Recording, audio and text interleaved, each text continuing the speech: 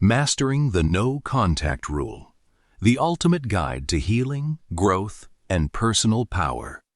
Hello everyone, and welcome back to the channel. Today, we're talking about something that can feel incredibly difficult, emotionally exhausting, and sometimes even impossible. Mastering the No Contact Rule. Whether you're recovering from a breakup, healing from a toxic relationship, trying to move on from someone who doesn't value you, or simply creating healthy boundaries, the No Contact Rule can be one of the most powerful tools for emotional recovery. But here's the truth that many people don't understand. The No Contact Rule isn't about making someone miss you. It's not about manipulation. It's not about playing games. At its core, the No Contact Rule is about reclaiming yourself. It's about creating enough distance to heal, think clearly, and rebuild your life without constantly being pulled back into emotional chaos. So if you're struggling with the urge to call, text, stalk social media, or check whether they viewed your stories, stay with me until the end, because we're going deep into what no contact really means and how to master it. What is the No Contact Rule? The No Contact Rule is exactly what it sounds like. It means eliminating communication with someone for a specific period of time or indefinitely in order to heal emotionally and regain clarity. This includes no texting, no calling, no emailing, no social media interactions, no checking their profiles, no asking mutual friends about them, no creating excuses to bump into them. Many people think no contact is simply avoiding communication. But true no contact is much deeper than that. It's emotional detachment.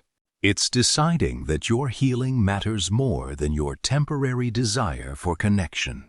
And that's where most people struggle. The silence isn't the hard part. The emotions are. Why no contact feels so difficult.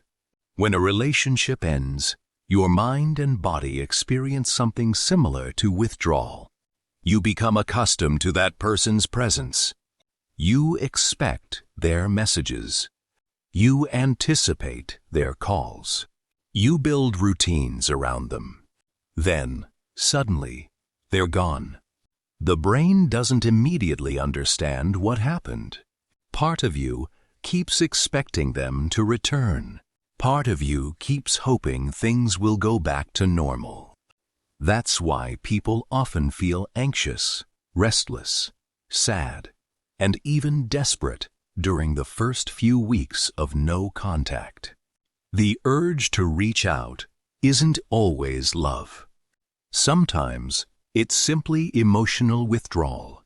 You're trying to relieve discomfort. Unfortunately, contacting them usually provides only temporary relief. The pain returns shortly afterward, often stronger than before. The biggest mistake people make.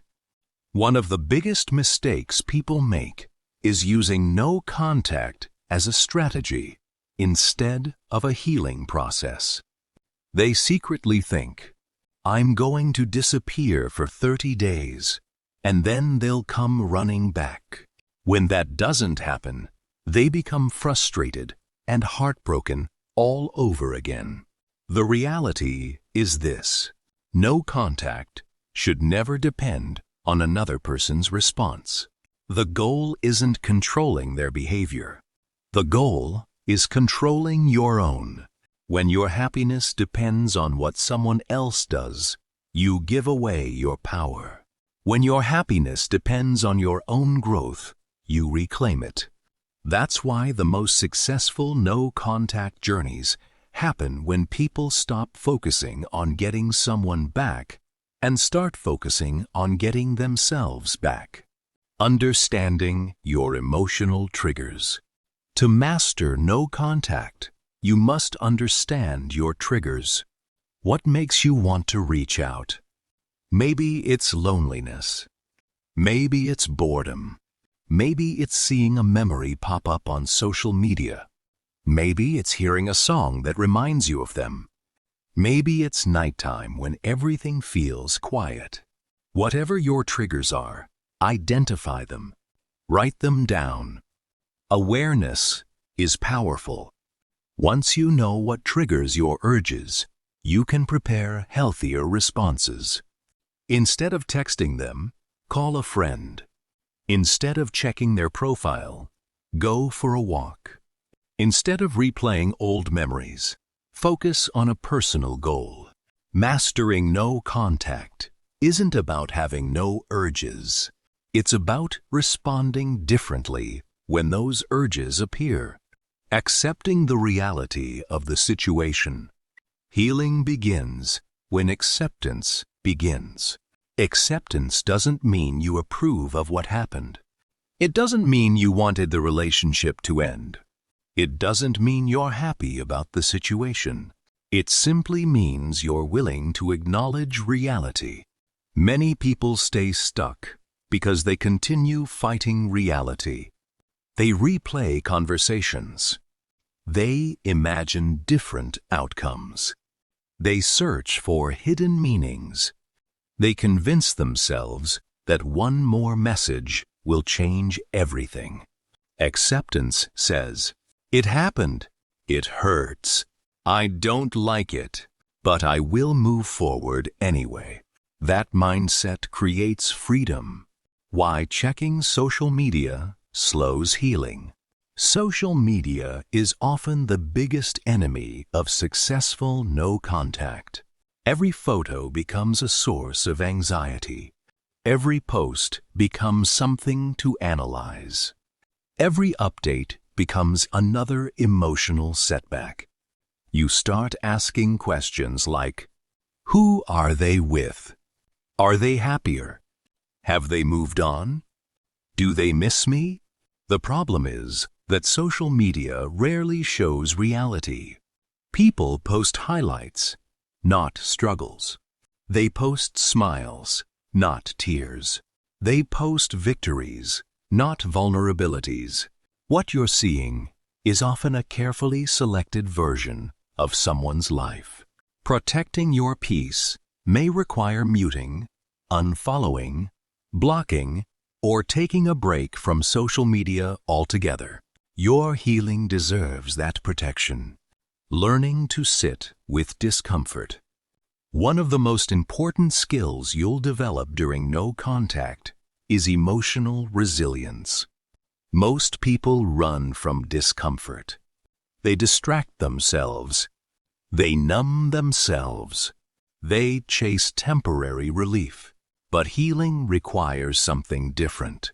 It requires sitting with emotions instead of escaping them. When sadness comes, allow yourself to feel it.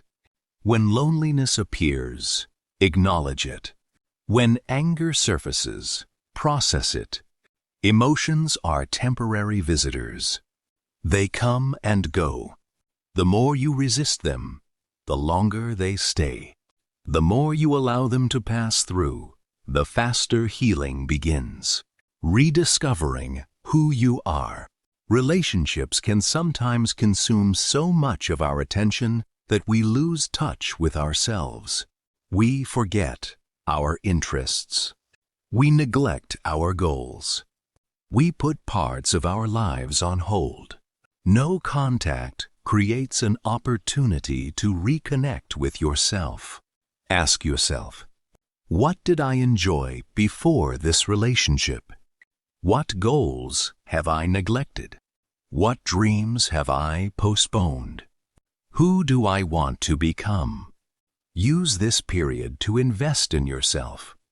Read books, exercise, learn new skills, travel, volunteer, start a business.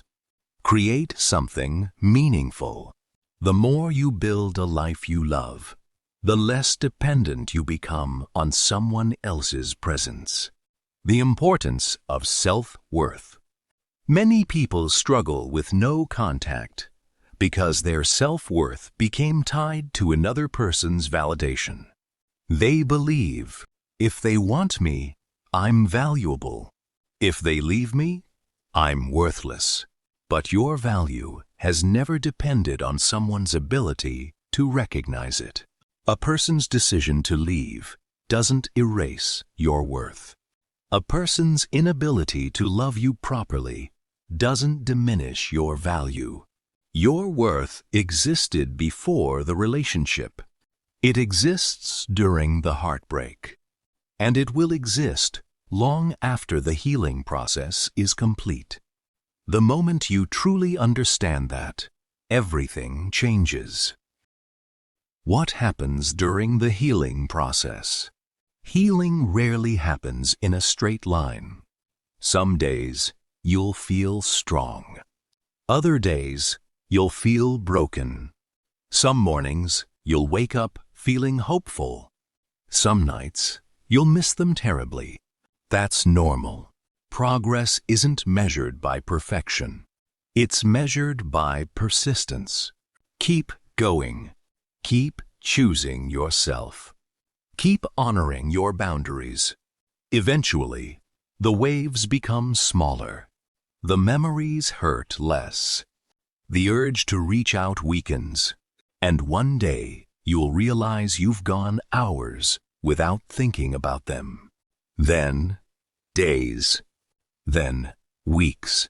That's healing. If they reach out. Many people wonder, what should I do if they contact me?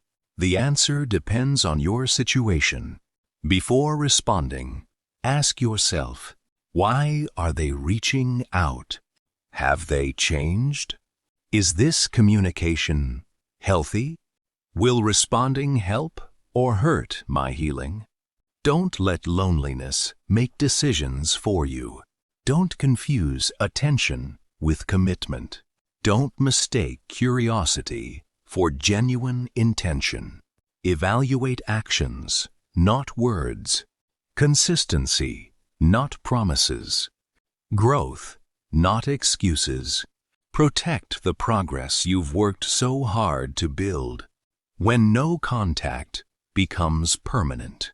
Sometimes no contact isn't temporary. Sometimes it's forever. That can sound frightening at first, but permanent no contact isn't about punishment. It's about peace. There are relationships that repeatedly damage your mental and emotional well-being. There are people who continue to disrespect boundaries. There are situations where distance becomes necessary for growth. Choosing permanent no contact isn't giving up. It's choosing yourself. And sometimes, that's the healthiest decision you'll ever make. The hidden gift of no contact. The greatest gift of no contact isn't getting someone back. The greatest gift is discovering your strength. It's realizing you can survive heartbreak. It's learning that you can rebuild. It's understanding that your life can still be beautiful after disappointment.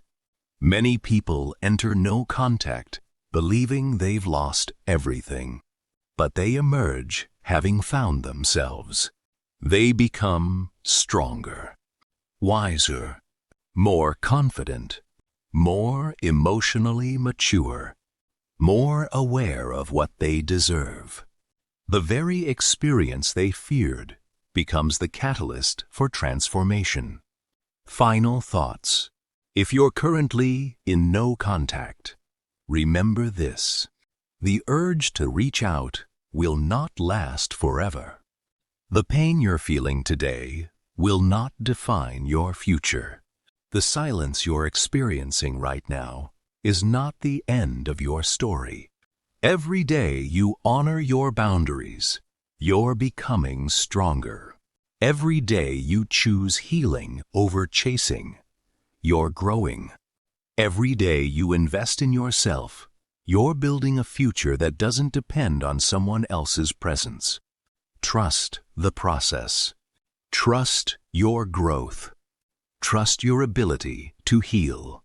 Because the purpose of no contact was never to lose yourself in someone's absence. The purpose was to find yourself again. And when you do, you'll discover something powerful.